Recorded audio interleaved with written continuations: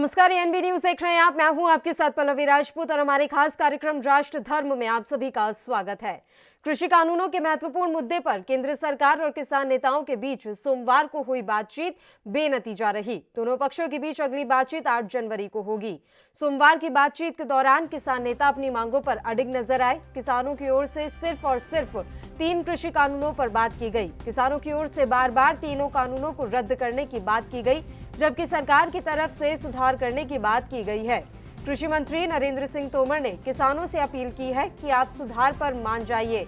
जानकारी के अनुसार बातचीत के दूसरे दौर में सरकार ने न्यूनतम समर्थन मूल्य का कानूनी रूप देने पर बातचीत का प्रस्ताव किया, लेकिन किसान यूनियन के नेताओं ने इस पर चर्चा करने से इनकार कर दिया। वे कृषि कानूनों को निरस्त करने की अपनी मांग पर अडिग रहे।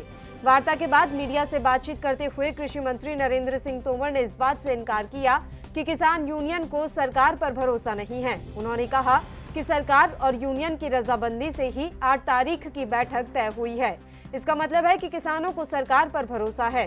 उन्होंने कहा कि किसानों की भी मंशा है कि सरकार रास्ता तलाशे और आंदोलन खत्म करने की स्थिति पर आए। चर्चा में 2 अहम विषय एमएसपी और कानून थे। कुल मिलाकर चर्चा अच्छे वातावरण में हुई। दोनों पक्ष चाहते हैं कि समाधान निकले।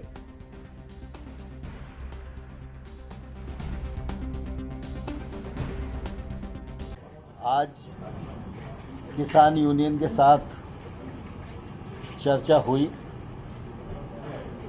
और भारत सरकार के 2 कानून नए और 1 संशोधन, ऐसे जो 3 कानूनों के बारे में चर्चा चलती है, उस पर हम लोग चाहते थे कि यूनियन क्लॉज वाइज चर्चा करें, जिससे कि उसमें से रास्ता निकालने में आगे बढ़ सके। इसी पर बात चलती रही।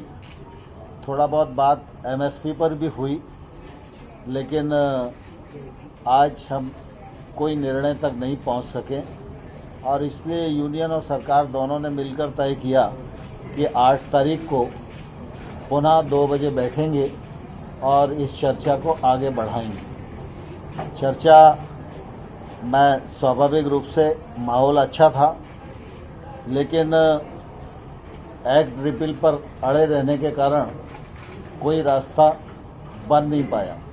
लेकिन मुझे आशा है कि जिस प्रकार की बातचीत आज हुई है, उस हिसाब से अगली बैठक में सार्थक चर्चा होगी और संभवतः हम लोग समाधान तक पहुंच पाएंगे। 8 तारीख में फिर बातचीत होगी, ठीक है, और दोनों चीजों पर बातचीत होगी। आज मीटिंग में ये हुई कि जो 3 बिल हैं उस पर बातचीत हुई और दोनों उसमें लंच से पहले और लंच के बाद में भी उसी पे बातचीत हुई और फिर दोनों इशू पे एमएसपी और 3 कानून को वापसी लेने पे ये है कि उन्होंने सरकार ने कहा कि हम 8 तारीख में फिर हम बात करेंगे। तारीख दी जा रही है और दे दें तो हम क्या कहीं जा रहे हैं, हमको घर नहीं जाएंगे, बता दिया। कानून वापसी नहीं है तो घर वापसी नहीं। अरे अच्छा, बातचीत करने तो अपनी जाएंगे भाई, सलाह मशवरा करेंगे, इनके कोई हाथ में है? कोई तनातनी नहीं, हमने साफ कह दिया बिल वापसी के बगैर कोई वो नहीं है।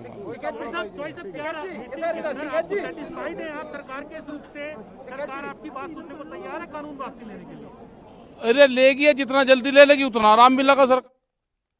और इस मसले पर चर्चा के लिए इस समय 2 मेहमान हमारे साथ लाइव जुड़ गए हैं। सीधा उन्हीं का रुख कर लेते हैं। कांग्रेस से गौरव जैन जी इस समय लाइव जुड़े हुए हैं। इसके अलावा वसीम रजा जी भारतीय जनता पार्टी से। आप दोनों मेहमानों का बहुत बहुत स्वागत है एएनबी न्यूज पर। वसीम जी, एक बार फिर से बैठक हुई और बैठक बेनतीजा रही और एक बार फिर से एक नई तारीख दे दी गई। आपकी प्रतिक्रिया, कितनी तारीखें दी जाएंगी?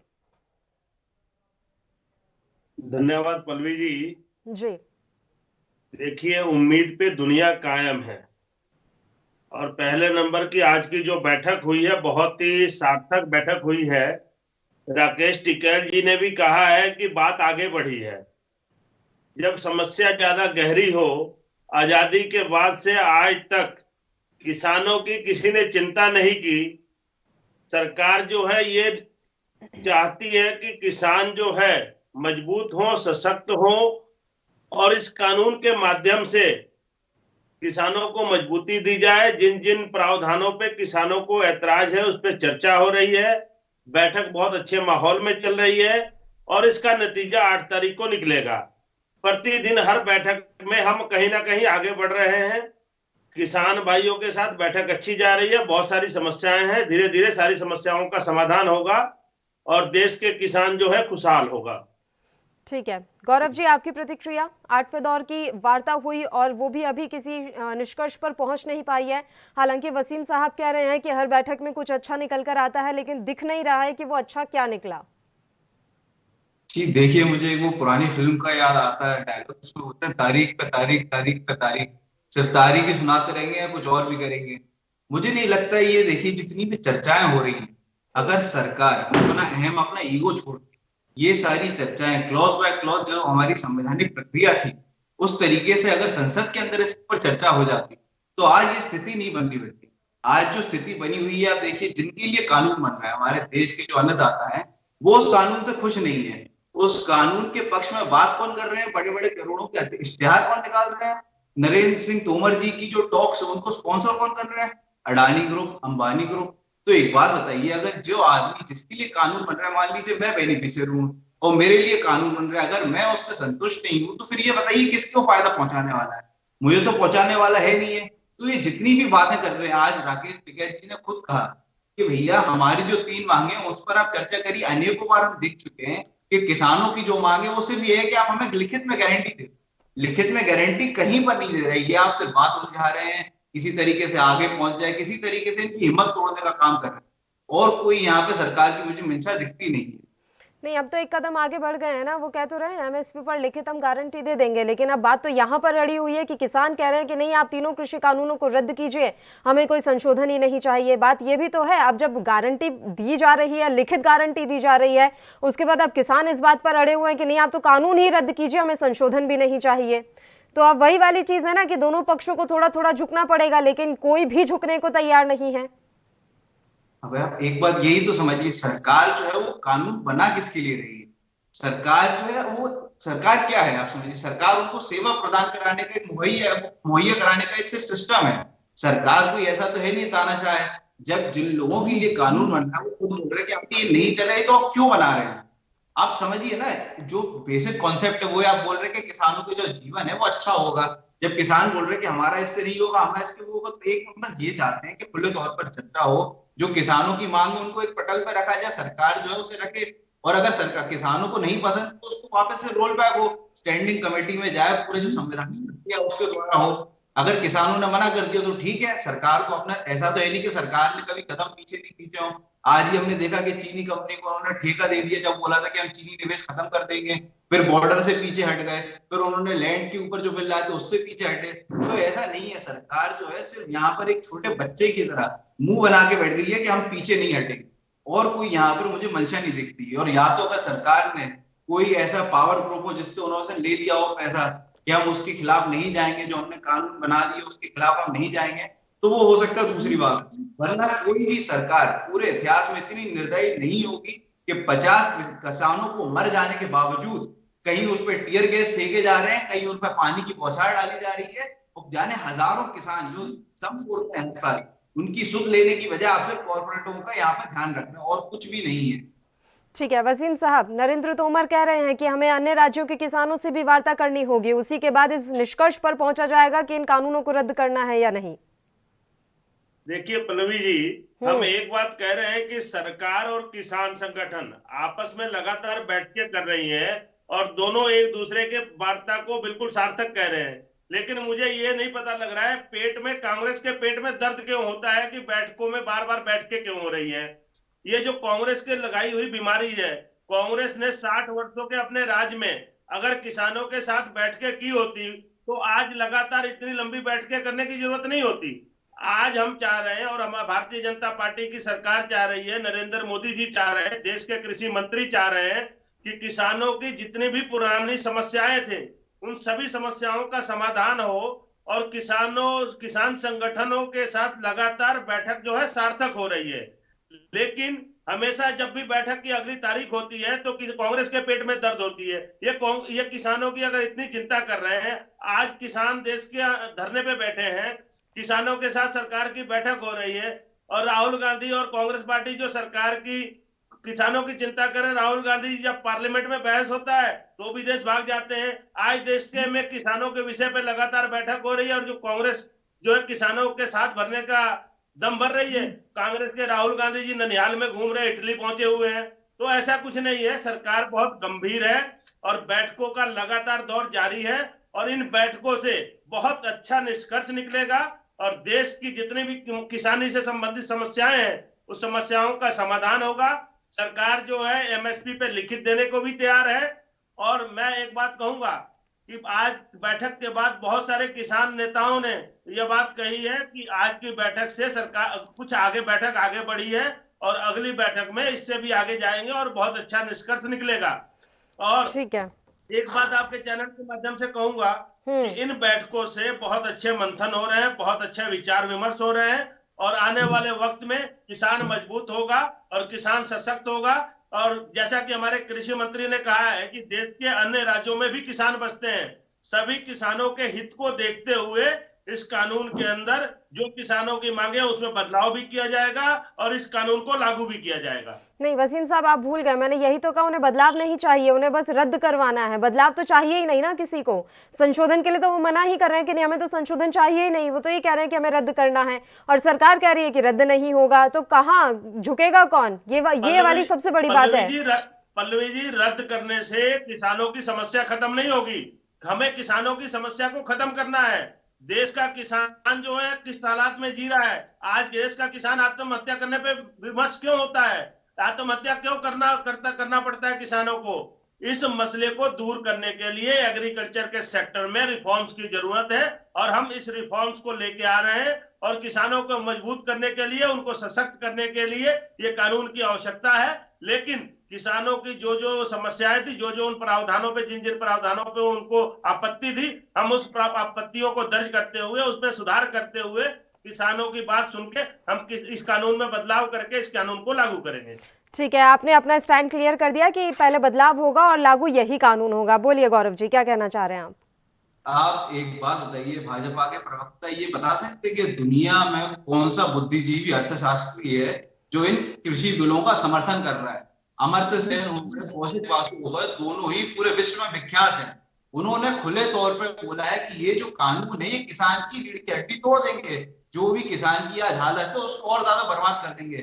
कौन सा अर्थशास्त्री, कौन कह सकता है कि जो किसी बिल है सिर्फ भाजपा के लोगों को ही समझ में आ रहा है? सिर्फ नरेंद्र मोदी जी की जो दिव्य दृष्टि है उसमें जो वो बिल है वो समझ में आ रहा है, बाकी जितने भी लोग हैं वो सब अनपढ़ है, वो सब मूर्ख है, किसी और को नहीं समझ में आ रहा। मनमोहन सिंह जी ऑक्सफोर्ड में पढ़ा सकते हैं, उनके नाम की किताबें पढ़ रही, उन्हें समझ में नहीं आ रहा। कौशिक वासु जी हैं वो वर्ल्ड बैंक में, उनको समझ में नहीं आ रहा। इंटरनेशनल नोबेल प्राइज विजेता है अमर्त्य सेन जी, उनको समझ में नहीं आ रहा। इनके खुद के घटक दल थे जो इनके इतने सालों से घटक दल थे, उनको समझ में नहीं आ रहा। बस इन्हीं को समझ में आ रहा है कि हम इस कानून से फायदा करा देंगे, सिर्फ इनको समझ में आ रहा है। और ये जो बात कर रहे हैं कृषि सुधार की, ये कृषि सुधार उसी प्रकार से करेंगे जैसे उन्होंने बीएसएनएल में सुधार करा, जैसे इन्होंने भारतीय रेल में सुधार करा और जैसे इन्होंने इंडियन एयरवेज में सुधार करा। पूरा का पूरा देश जो है ये गिरवी रख देंगे। आप बताइए, जब पूरे देश में आज हमारी जो अर्थव्यवस्था है वो नेगेटिव में चली गई, 70 साल में सबसे कम हमारी अर्थव्यवस्था हो गई है, उसके बाद जो अडानी और अंबानी है उनकी जो ग्रोथ है वो क्यों दिन दुगनी रात चौगुनी हो रही है? ऐसी कौन सी उनके पास जादू की छड़ी है जो किसानों को नहीं मिल पा रही, जो बीएसएनएल में जो कर्मचारी उनको नहीं मिल पा रही, जो जितने पीएसयू उनको नहीं मिल पा रही, बस मिल रही है तो अडानी और अंबानी को। तो ये सिर्फ और सिर्फ कुछ नहीं है, जो देश में किसी लोगों के पास जमीन है उसको बेचना चाहते हैं और लोगों को नौकर बनाना चाहते हैं और चाहते हैं कि जो अडानी और अंबानी उनके सब सेवक बन के रहे और इनके पास पूरी पूंजी रहे, जो गरीब आदमी है वो गरीब होता जाए। और बिल्कुल वसीम साहब, आपसे ही जवाब लेने आऊंगे। एक छोटे से ब्रेक के लिए हमें यहाँ रुकना है, ब्रेक के बाद फौरन हाजिर होंगे और आपसे ही जवाब लेंगे। फौरन हाजिर होते हैं।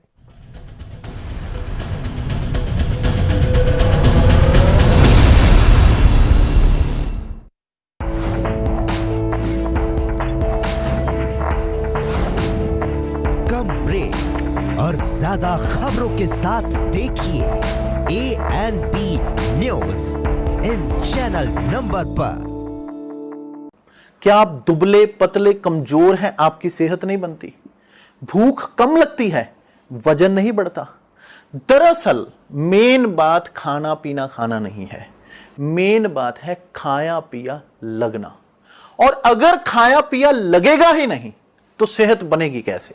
इसलिए हमारी संस्था सन्यासी आयुर्वेदा ने एक ऐसी दवा बनाई है जो कि आपके पाचन तंत्र को, आपके लीवर सिस्टम को ठीक करने का काम करती है, ताकि आप जो भी खाएं उसका पूरे का पूरा निचोड़ आपके शरीर को लगे, आपकी भूख बढ़े, खाया पिया सही से लगे, नया खून बने, हड्डियों में जान आए, वजन बढ़े, ताकत बढ़े, चेहरे पर नूर आए और आप मोटे तगड़े खूबसूरत पर्सनैलिटी के मालिक बन जाएं।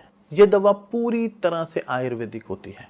इसका शरीर पर कोई भी साइड इफेक्ट, कोई भी नुकसान या दुष्प्रभाव नहीं होता।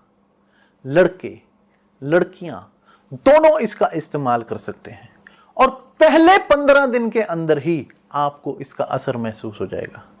सिर्फ 650 रुपए की पूरे 1 महीने की दवा होती है और आप इसे घर बैठे 01145454545 पर फोन करके दवा मंगवा सकते हैं।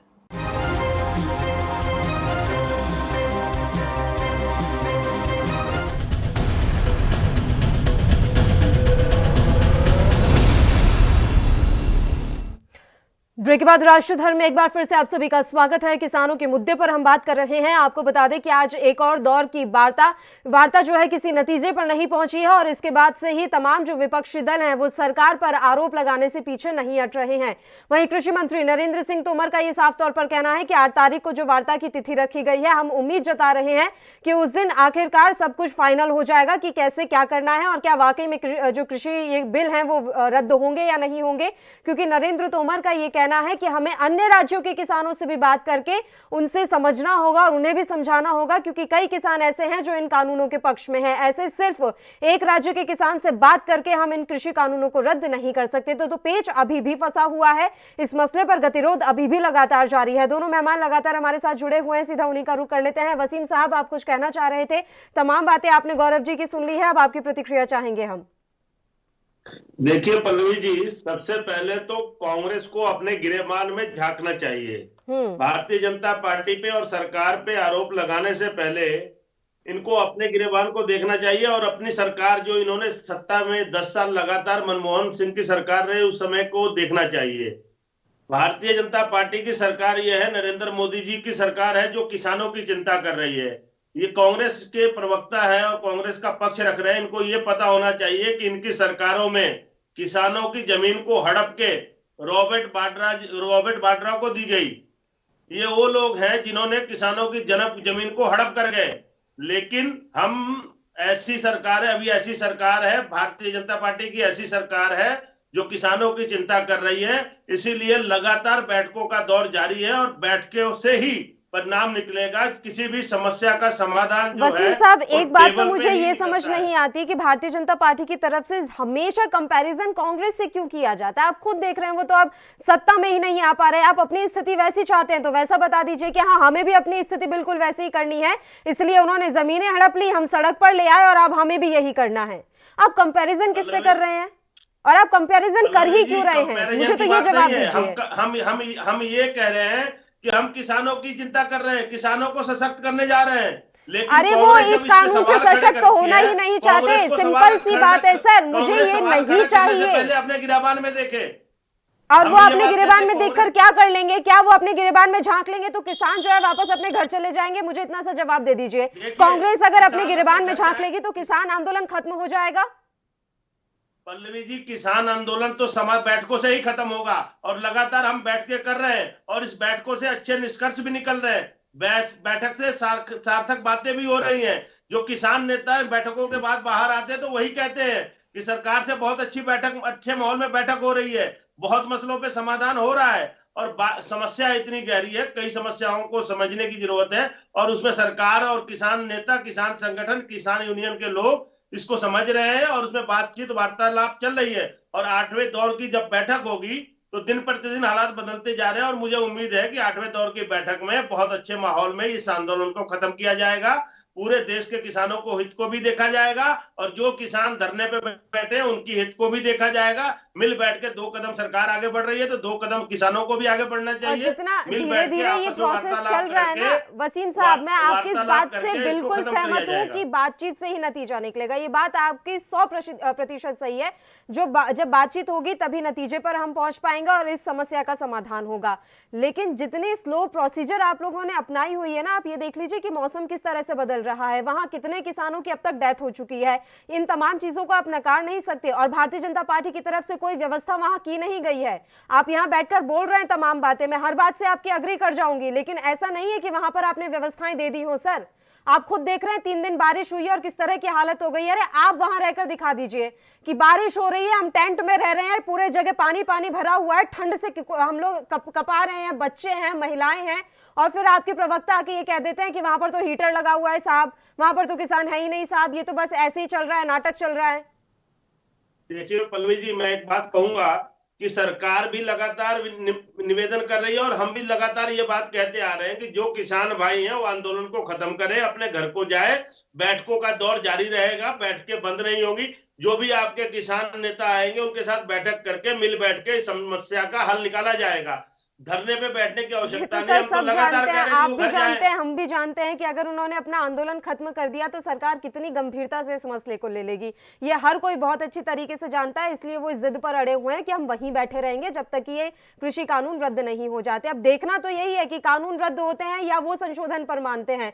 बस बात यही है कि दोनों पक्षों के बीच में सहमति बन जाए ताकि ये आंदोलन खत्म हो। और बात सिर्फ किसानों की नहीं है सर, मैं बार बार ये बात कहती हूँ कि देखिए वो रास्ता पूरा ब्लॉक है और आप भी जान रहे हैं कि आवाजाही में कितनी दिक्कत होती है। जगह जगह बॉर्डर्स ब्लॉक कर दिए, लोगों को, आम लोगों को भी इससे परेशानी हो रही है, ट्रांसपोर्टेशन में कितनी दिक्कत हो रही है, तमाम परेशानियों से पूरा देश जूझ रहा है। तो ये हमें भी देखना होगा कि पूरा दिल्ली एनसीआर ब्लॉक है, या आपको भी समझना होगा। और भले ही आप समझ रहे हो लेकिन आप अपनी बात किसानों को नहीं समझा पा रहे। गौरव जी, देखिए इन्होंने जो भी अभी बात की वो फिर इस बात, अभी जो ये बात कर रहे हैं, बातचीत बोल रहे हैं कि हमने किसानों से चर्चा कर रहे हैं, 8 दौर की बातचीत की।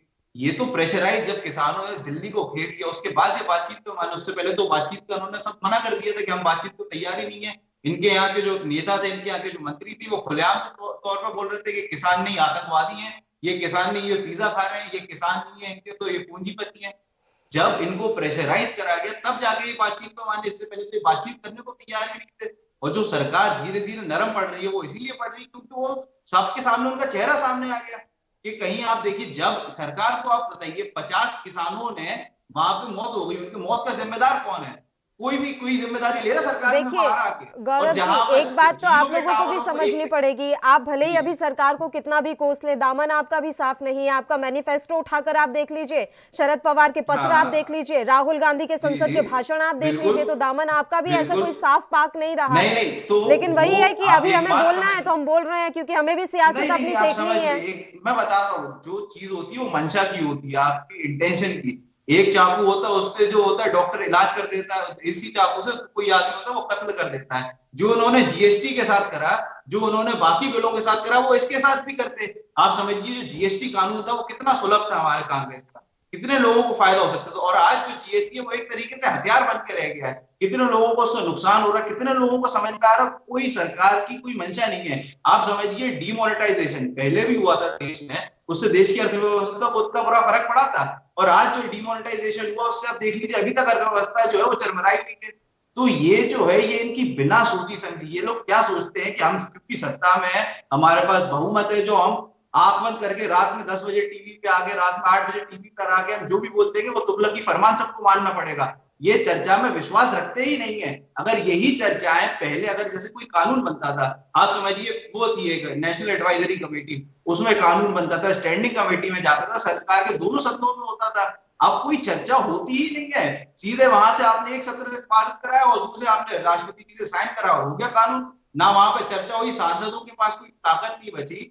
क्या मतलब रह गया? ना पंचायत का कोई मतलब रह गया, ना विधानसभा का कोई मतलब रह गया, ना संसद का कोई मतलब रह गया। आप तो बस तानाशाही बना रहे हैं। तो ये जो जितनी चर्चा हो रही थी, अगर ये कानून बनने से पहले हो जाती तो आज ये स्थिति आती ही नहीं। जो आज ये नरम पड़ रहे हैं, जो आज 50 लोगों ने वहां पर शहादत दे दी, ये सिर्फ और सिर्फ, अगर मैं किसी को दोषी मानता हूं तो सरकार को मानता हूं और उसके मुखिया को मानता हूं, उसके अलावा कोई और दोषी नहीं है इसमें पूरे में। ठीक है वसीम साहब, आपका आखिरी कमेंट। देखिए पल्लवी जी, मैं एक बात कहूंगा, जी ये आंदोलन भी खत्म हो जाएगा और सारी चीजें व्यवस्थित भी हो जाएंगी, सारे किसान घर को भी लौट जाएंगे। ठीक है। विपक्ष जो है इसमें आग लगाना बंद करे। आज जो किसानों के हित में सरकार कुछ कार्य करने, अच्छा कार्य करने जा रही है, पूरे का पूरा विपक्ष इसमें आग लगाने पे तुला हुआ है और कुछ नहीं है। जब भी बैठ के हो रही है, बैठक के बाद आप वैसे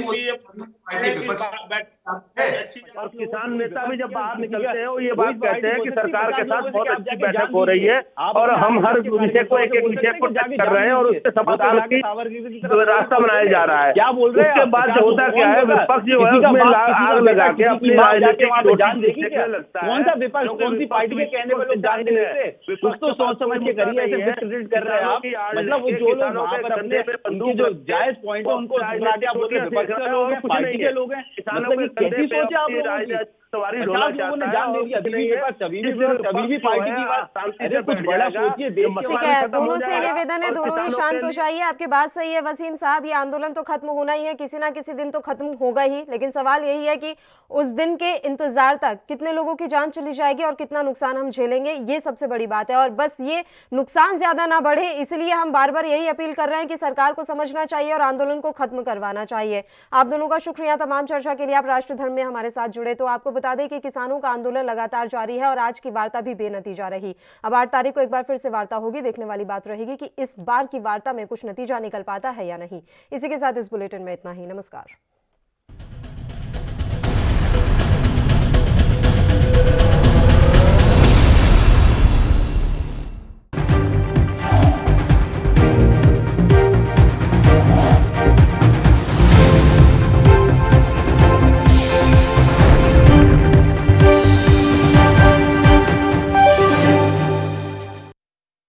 क्या आप दुबले पतले कमजोर हैं, आपकी सेहत नहीं बनती, भूख कम लगती है, वजन नहीं बढ़ता?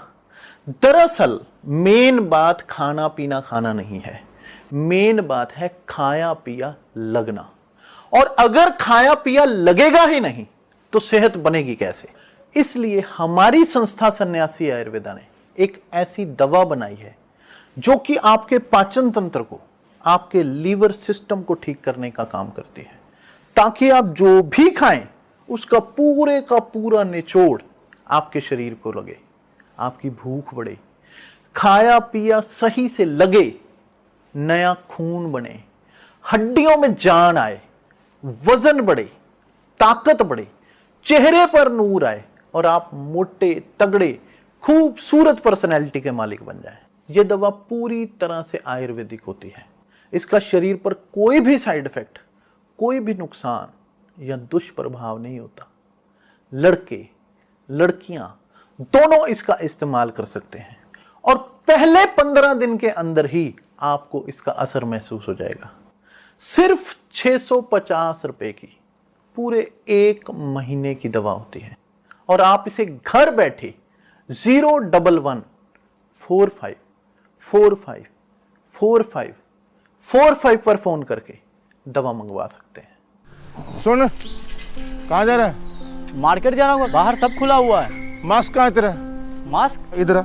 लॉकडाउन खत्म हुआ है, कोरोना से लड़ाई खत्म नहीं हुई है। जब भी घर से बाहर निकलो तो मास्क पहन के निकलो। बार बार साबुन से हाथ धोते रहो या अल्कोहल के सैनिटाइजर से। जब भी किसी से बात करो, मार्केट में जाओ, कहीं भी जाओ, कम से कम 2 गज की दूरी रखो। खांसी हो, बुखार हो या सांस लेने में तकलीफ हो, तुरंत कोविड हेल्पलाइन नंबर 1075 या 8558893911 पर तुरंत कॉल करो। मास्क ना हो तो? मास्क ना हो तो गमछा लपेट लो। गमछा? हाँ, शाबाश, अब जाओ। आप भी समझदारी दिखाइए, कोरोना को हराइए।